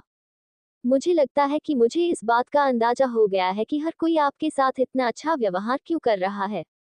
ओह, आप जानते हैं, रे ने कहा। उसे आश्चर्य हुआ कि जैक ने एक बार फिर एक सिद्धांत प्रस्तुत किया है। मुझे लगता है कि इस शहर में आज विपरीत दिन होगा। रे की सारी उम्मीदें अचानक ही खत्म हो गईं। उसे नहीं पता था कि वह जैक जैसे व्यक्ति से क्या उम्मीद कर रहा था। इसके बारे में सोचो, हम जहां भी जाते हैं लोग तुम्हारे लाल बालों के कारण तुम्हारे साथ बहुत बुरा व्यवहार करते हैं। यही एकमात्र स्पष्टीकरण है जो समझ में आता है। अचानक रे के दिमाग में एक विचार आया। हालांकि उसे नहीं लगा कि यह जैक के सुझाव के विपरीत दिन था, लेकिन उसे लगा कि जैक सही था। शायद इसका उसके बालों से कुछ लेना देना था। तभी लेनी कमरे में घुस आई। ओह, सराय वाला सही था, तुम यहाँ हो। आप थोड़ा जल्दी वापस आ गए, रे ने कहा। ठीक है, उसके लिए मेरी बात सुनना जितना मैंने सोचा था उससे कहीं अधिक आसान था। यह अच्छी खबर है। हालांकि ऐसा लगता है कि आप रोलांड के पास जा रहे हैं, लेकिन उससे पहले वह हमसे कुछ पूछना चाहती है। एक कार्य जो हमें पूरा करना है, और वह ये है कि उसने कहा कि वह हमें व्यक्तिगत रूप से सारी जानकारी देगी। हमें आप दोनों के लिए कुछ कपड़े खरीदने हैं। हम रानी से इस तरह मिलने नहीं जा सकते। रानी, अध्याय 239 रानी से मुलाकात। रानी से मिलने के लिए निकलने से पहले लेनी ने रे और जैक को स्थानीय कपड़ों की दुकान पर ले जाने का फैसला किया। रे हमेशा की तरह सादे कपड़े पहनता था जो अब फटे पुराने हो चुके थे। उसे वास्तव में परवाह नहीं थी जब तक कि उसका जानवर कवच ठीक न हो, और जैक ने मुख्य रूप से सिर्फ एक स्लीवलेस शर्ट पहनी हुई थी। उन दोनों को यह नहीं पता था कि औपचारिक कार्यक्रम के लिए कैसे कपड़े पहने जाएं, इसलिए लेनी ने उनके लिए कपड़े चुनने का काम किया। कुछ घंटों की खरीदारी और हेयर ड्रेसर के पास जाने के बाद वे तीनों नए लोगों की तरह दिखने लगे। लेनी, जो यात्रा के दौरान ज्यादातर समय लबादा पहने रहता था और उसकी दाढ़ी कटी हुई नहीं थी, अब एक सफेद शर्ट और एक लंबा नीला ओवरकोट था। उसकी दाढ़ी और बाल अब अस्त व्यस्त नहीं थे और साफ सुथरे थे। जैक ने अपने डिजाइन के लिए सफेद रंग चुना था। ऐसे ज्यादा कपड़े नहीं थे जो जैक के मांसल कंधों पर फिट हो सके, इसलिए अंत में उसे एक सादे सफेद शर्ट से ही संतोष करना पड़ा, लेकिन ये पहले से काफी बेहतर था। और अंत में रे, जैसे ही रे ने दुकान में प्रवेश किया, वैसे ही इस शहर में भी उसे अतिरिक्त देखभाल और उपचार मिला। उसके कभी लाल रंग के नुकीले बाल अब पीछे की ओर खींच गए थे। उसे जो शर्ट दी गई थी वह काले रंग की थी जिस पर सुनहरे रंग की किनारी थी। वह किसी राजसी व्यक्ति की तरह दिख रहा था। बहुत बढ़िया, मुझे लगता है कि अब आप दोनों तैयार हैं। लेनी ने कहा, ओह, और अभी के लिए अपने हथियारों को दूर रखना सबसे अच्छा है। हमें आपके जादूगरों की उपस्थिति बनाए रखने की जरूरत है।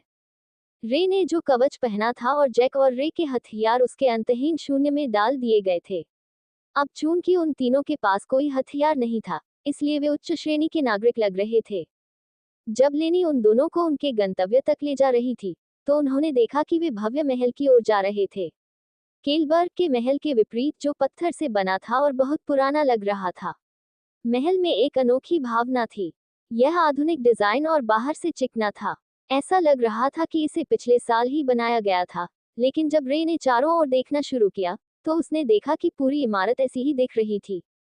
ऐसा ही होता है जब आप एक जादुई शहर में रहते हैं, लेनी ने कहा। खराब निर्माण की कोई आवश्यकता नहीं है। नींव में दरारें एक पल में ठीक की जा सकती हैं। ये प्रभावशाली है ना? हाँ, ये सच है, जैक ने कहा। मैं सोच रहा हूँ कि तुमने ये जगह क्यों छोड़ दी। बेशक, हर जगह की तरह इसमें भी गंभीर समस्याएं हैं और अकादमी में रहने के कारण रे को जल्द ही इसका पता चल जाएगा। अचानक लेनी ने महल की ओर चलना बंद कर दिया और दूसरी दिशा में मुड़ गई। क्या हम महल की ओर नहीं जा रहे हैं? जैक ने पूछा। क्या तुम सचमुच सोचते हो कि हम महल तक चलकर जा सकते हैं और रानी से मिल सकते हैं? लेनी ने उत्तर दिया, हमें किसी अन्य स्थान पर मिलना है। अंत में, थोड़ी देर और चलने के बाद वे एक जानी पहचानी सी दिखने वाली इमारत में पहुंच गए। यह एक सार्वजनिक गिल्ड हॉल था। ऐसा गिल्ड हॉल शहर के किसी भी गिल्ड का नहीं था। जब समूह इमारत में दाखिल हुआ तो लेनी ने काउंटर के पीछे काम करने वाले एक कर्मचारी से बात की और उन्हें जल्दी से सीढ़ियों से ऊपर ले जाया गया। सोफे पर बैठी एक महिला काले लबादे में उनका इंतजार कर रही थी और उसके बगल में सफेद लबादा पहने एक सुनहरे बालों वाला आदमी खड़ा था। वह दूसरों का इंतजार करते हुए धैर्यपूर्वक कॉफी पी रही थी। महाराज, आपके मेहमान आ गए हैं, गार्ड ने कहा। तभी लेनी और अन्य लोग सीढ़ियों के शीर्ष पर पहुंच गए और उन्हें रानी के विपरीत दिशा में मेज पर बैठा दिया गया। रानी ने फिर अपना हुड उतारकर अपना चेहरा दिखाया। जैक और रे को आश्चर्य हुआ कि वे एक कमजोर बूढ़ी महिला की उम्मीद कर रहे थे, लेकिन यहाँ एक खूबसूरत चांदी के बालों वाली महिला थी जिसके लंबे चमकदार बाल थे और जो देखने में 30 के दशक के अंत में थी। मेरे पुराने मित्र ने मुझसे कहा है कि आप रोलांड अकादमी में प्रवेश लेना चाहते हैं। क्या मैं पूछ सकती हूँ कि कौन सी अकादमी में? रानी ने कहा। ये यहाँ पर एक युवा लड़का है, लिज। लेनी ने सहजता से कहा। तुम्हारी हिम्मत कैसे हुई इतनी सहजता से महारानी कहने की? गार्ड ने शिकायत की, लेकिन जब रानी लिज ने अपना हाथ उठाया तो उसे तुरंत रोक दिया गया।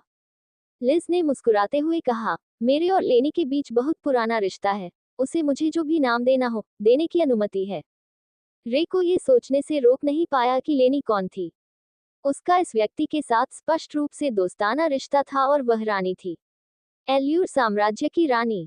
लिज ने फिर रे को ऊपर से नीचे तक देखा और एक नर्म, सौम्य मुस्कान दी। क्या आपने इस शहर में रहते हुए अपने उपचार का आनंद लिया है? लिज ने कहा, मुझे लगता है कि यह आपके लिए काफी चौंकाने वाला रहा होगा। हालांकि मैं ऐसी चीजों का श्रेय लेना चाहूंगी, लेकिन कड़ी मेहनत अकादमी को जाती है। जब भविष्यवाणी पूरे देश में फैली, तो उन्होंने लाल बालों वाले जादूगरों को बढ़ावा देने के लिए कड़ी मेहनत की। उनके अच्छे कामों की कई रिपोर्ट लोगों तक फैली और वे अक्सर शहर की मदद करने के लिए सार्वजनिक रूप से सामने आते थे। यहाँ के लोगों का मानना है कि एक दिन भविष्यवाणी में बताया गया उद्धारकर्ता अकादमी के लाल बालों वाले बच्चों में से एक होगा। रे को अंदेशा था कि इसका कुछ संबंध उसके लाल बालों से है और यह सच भी लग रहा था। यहाँ इस शहर में अकादमी ने लाल बालों के साथ नकारात्मक कलंक को सकारात्मक में बदलने में कामयाबी हासिल की। एक तरह से रे ने भी एवरियन में ऐसा ही किया था, लेकिन अच्छे कामों के बजाय उसने क्रूर बल के जरिए ऐसा किया और उन्हें दिखाया कि वह एक सक्षम योद्धा है। मुझे लगता है कि अब हमें काम पर लग जाना चाहिए, लिज ने कहा। हालांकि मैं सीधे तौर पर अकादमी की प्रभारी नहीं हूँ, लेकिन मैं अपने फंड से इसे प्रायोजित करने में एक बड़ी भूमिका निभाती हूँ। अगर आपको मेरी और लेनी की तरफ से सिफारिश मिलती है तो आपको अकादमी में प्रवेश दिलाने में कोई समस्या नहीं होगी। ये बहुत बढ़िया है, लेनी ने कहा। मुझे पता था कि मैं तुम पर भरोसा कर सकता हूँ, लिज। हालांकि पहले आपको रोलांड अकादमी में मेरे लिए एक कार्य स्वीकार करने के लिए सहमत होना होगा। अध्याय 240 रानी का अनुरोध। रे रानी के अनुरोध को सुनने के लिए इंतजार कर रहा था। यहाँ तक कि जैक भी चुपचाप बैठा हुआ था और इस बात से घबरा रहा था कि वह उससे क्या पूछने वाली है। अगर यह ऐसा कुछ था जो रानी नहीं कर सकती थी तो यह एक बड़ा काम रहा होगा। लिज ने कहा, यह मेरे सबसे छोटे बेटे से जुड़ा है। वह भी इस समय रोलैंड अकादमी में पढ़ता है और पिछले साल से ही उसका छात्र है। सीधे शब्दों में कहें तो वह स्कूल में घुल मिल नहीं पा रहा है। इसके बाद लिज ने अपना हाथ उठाया और उसके पास खड़े सफेद वस्त्रधारी व्यक्ति ने मेज पर दस्तावेजों का ढेर रख दिया। बेशक, मैं अपने बेटे की परवाह करती हूँ और उसकी मौजूदा स्थिति के बारे में जांच करवा चुकी हूँ। वह सिर्फ 1 साल से ही अकादमी में है और मैं कल्पना भी नहीं कर सकती कि उस अकादमी में क्या हुआ होगा। लिज ने कहा। उसने नीचे देखा, उसका चेहरा दुख से भर गया था। लेकिन किसी कारणवश मेरे बेटे के साथ एक बहिष्कृत व्यक्ति जैसा व्यवहार किया जा रहा है। अन्य छात्र उससे दूरी बना रहे हैं और कई बार तो ऐसा हुआ है कि उसे अस्पताल ले जाना पड़ा है। लेकिन क्या वह आपका बेटा नहीं है, जो उसे निशाना बनाने के लिए इतना पागल हो सकता है? रे ने पूछा। देखिए, अकादमी में कई कुलीन बच्चे पढ़ते हैं। उनमें से कुछ सेना में बहुत शक्तिशाली हैं और उनका बहुत प्रभाव है। इतना ही नहीं, अकादमी अलूरे साम्राज्य के सीधे नियंत्रण में नहीं है। बाहरी लोगों को हस्तक्षेप करने की अनुमति नहीं है और इसमें मैं भी शामिल हूँ। इसके अलावा, ऐसा लगता है कि वह अपने सहपाठियों से ये तथ्य छिपा रहा है कि वह राजघराने का हिस्सा है। लिज ने फिर ऊपर देखा और सीधे रे की आंखों में देखा। मेरा अनुरोध बहुत सरल है, कृपया सुनिश्चित करें कि अकादमी में मेरे बेटे का जीवन आसान हो। मैंने उसे अकादमी में सामान्य जीवन जीने के लक्ष्य के साथ भेजा था और मैं उसके लिए बस यही चाहती हूँ।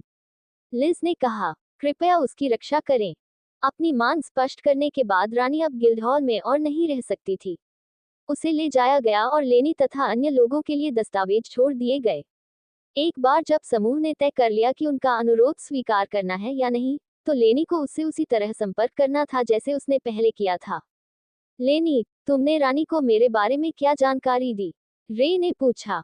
मैंने बस इतना कहा कि आप अपनी उम्र के हिसाब से एक शक्तिशाली जादूगर हैं जो रोलांड में और अधिक सीखना चाहते हैं। वह आपको कार्य देने वाले दिव्य व्यक्ति के बारे में कुछ नहीं जानती है। न ही वही जानती है कि आप एवेरियन में वर्तमान नेता हैं। मुझे याद है तुमने कहा था कि अकादमी में शक्तिशाली जादूगर थे। क्या मैं अपनी जादुई क्षमताओं से उनसे निपट पाऊंगा? शांत हो जाए। खतरनाक तो अकादमी के अंदर मौजूद शिक्षक और गार्ड हैं। स्कूल के बच्चे अभी तक अंदर नहीं आए हैं। टूट गया? रे ने उलझन में पूछा। क्या तुम ये भी नहीं जानते तुम किस तरह के जादूगर हो? लेनी ने आह भरी। जब कोई जादूगर आगे बढ़ता है तो इसका मतलब है कि वह अगले स्तर पर चढ़ने में सक्षम है। जादूगरों को 8 अलग अलग शक्ति स्तरों में वर्गीकृत किया जाता है, लेकिन इसके अलावा वे आगे बढ़ सकते हैं। फिर वे अपने आसपास की दुनिया के प्राकृतिक मान का और भी अधिक दोहन करने में सक्षम होते हैं, जिससे उनकी शक्ति में भारी वृद्धि होती है। कभी कभी वे अपना रूप और रूप भी बदल लेते हैं। आपके जादू कौशल के साथ, मुझे लगा कि आप पहले ही आगे बढ़ चुके होंगे। हालांकि रे ने जो कौशल दिखाए थे, वे एक उच्च स्तरीय जादूगर के थे। रे को जादूगरों के बारे में कोई जानकारी नहीं थी और यह पहली बार था जब उसने उनके बारे में कोई जानकारी सुनी थी। जादूगर दुनिया में दुर्लभ थे और फिर भी, वे रोलांड अकादमी में भारी मात्रा में केंद्रित थे। रे ने जिस एकमात्र जादूगर के खिलाफ लड़ाई लड़ी थी, वह मोरफ्रान था और उसने केवल लेनी और सिल्विया के भाइयों को ही देखा था। रे के मन में एक विचार आया कि जब उसने मोरफ्रान के खिलाफ लड़ाई लड़ी थी, तो क्या वह सफल हुआ था या नहीं? अगर वह सफल नहीं हुआ था, तो ये सोचना डरावना था कि जब वह सफल हुआ तो वह कितना मजबूत होगा। इसके बाद लेनी ने रिपोर्ट उठाई और उसे पढ़ना शुरू कर दिया। ऐसा लगता है कि आपको लेवल 6 के जादूगर के रूप में स्थानांतरित कर दिया जाएगा। यह आपके उच्चतम जादूगर से 2 स्तर नीचे है। लेनी ने फिर रे को एक कागज का टुकड़ा दिया। कागज पर सबसे ऊपर अकादमी का लोगो था। इसमें उसका छात्र नाम, उम्र 16 वर्ष और उसकी योग्यता का प्रकार लिखा था जिसमें लिखा था फायर। यह क्या है? रे ने पूछा। मैं 16 साल का नहीं हूं और मुझ में गोली चलाने की क्षमता भी नहीं है। क्या तुम अपनी परिवर्तन कौशल का उपयोग करके युवा नहीं दिख सकते? इसके अलावा तुम 16 साल से भी ज्यादा उम्र के हो। हालांकि अपने बालों का रंग बदलना सबसे अच्छा होगा। हम अकादमी को अपने विशेष लाल बालों वाले संत टास्क फोर्स में तुम्हें भर्ती नहीं करने दे सकते। लेनी ने कहा। और क्षमता के बारे में, ज्यादातर जादूगर मेरे या तुम्हारे जैसे नहीं हैं। वे केवल एक प्रकार की क्षमता का प्रदर्शन कर सकते हैं। मैंने तुम्हें बर्फ और आग का प्रदर्शन करते देखा है, इसलिए मैंने एक सिक्का उछाला और लिज से आग को कम करने के लिए कहा। तो क्या तुमने तय कर लिया है कि तुम क्या करना चाहते हो? जैक ने पूछा। गैरी के साथ लड़ाई से पहले हमारे पास अभी भी 1 साल है और मुझे अकादमी में दिव्य सत्ता को खोजने की जरूरत है। ऐसा कुछ करना ज्यादा कठिन नहीं होना चाहिए, रे ने जवाब दिया। हालांकि रे ने ऐसा नहीं कहा, लेकिन अकादमी में जो कुछ हो रहा था उसमें उनकी काफी दिलचस्पी थी। शायद जो कुछ इस समय रानी के बेटे के साथ हो रहा था वही एमी के साथ भी हुआ हो। जब वह इस मामले की जांच कर रहे थे तो वह एमी के मामले की भी जांच करेंगे। रे ने फिर उन दस्तावेजों को उठाया जिन्हें लेनी ने टेबल पर छोड़ दिया था। इसमें स्कूल में उसके बेटे के साथ क्या हो रहा था इसकी विस्तृत रिपोर्ट शामिल थी, कम से कम वह सारी जानकारी जो रानी प्राप्त करने में सक्षम थी। फिर आखिरी पन्ने पर उसके बेटे की तस्वीर थी। उसे देखते ही रे ने उसे तुरंत पहचान लिया। ये वही व्यक्ति था जो दिव्य प्राणी के रूप में रे के दर्शन में आया था। वही व्यक्ति दिव्य प्राणी ने उसे क्रिस्टल ढूंढने और उसे सौंपने के लिए कहा था।